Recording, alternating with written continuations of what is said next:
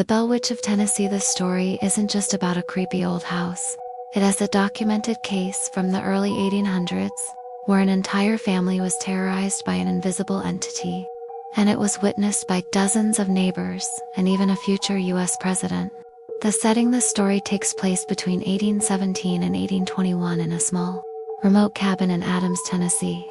The owner was a respected farmer named John Bell, who lived there with his wife Lucy and their 8 children. They were a successful, upstanding family. The beginning, whispers and bites. The haunting started slowly.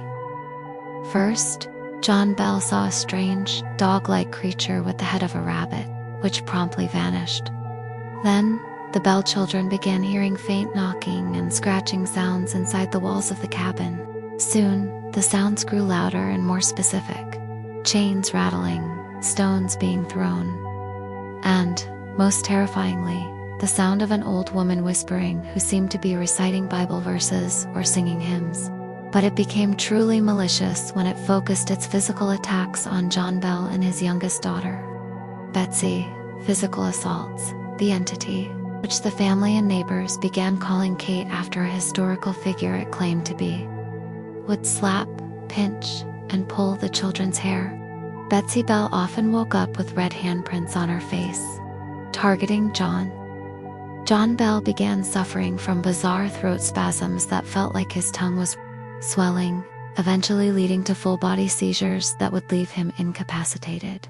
The entity would often cheer and laugh during these attacks.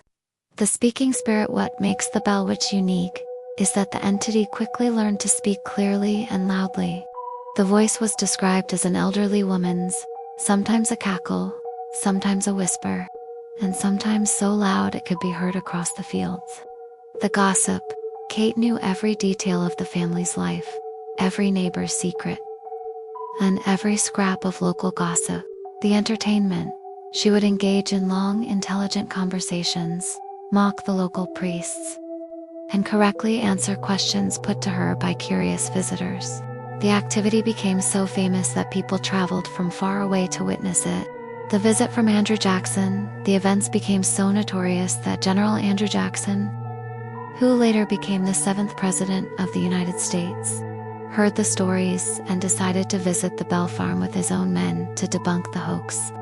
According to the local accounts, 1. As Jackson's party approached the property, their wagons suddenly stopped dead, unable to move forward, despite the horses being healthy. 2. Jackson reportedly shouted, "By the Eternal, it's the Bell Witch," before admitting defeat. 3. When the wagon was finally freed, Jackson allegedly remarked, "I would rather face the whole British Army than spend one night with the Bell Witch." The tragic end. The story culminates on December 20th, 1820. John Bell was found in a comatose state, and next to his bed, the family discovered a small, strange vial of black liquid. The entity's voice immediately declared that she had given Bell a dose of it that would kill him. A neighbor bravely gave a drop of the liquid to a cat, and the animal died instantly. That day, John Bell passed away.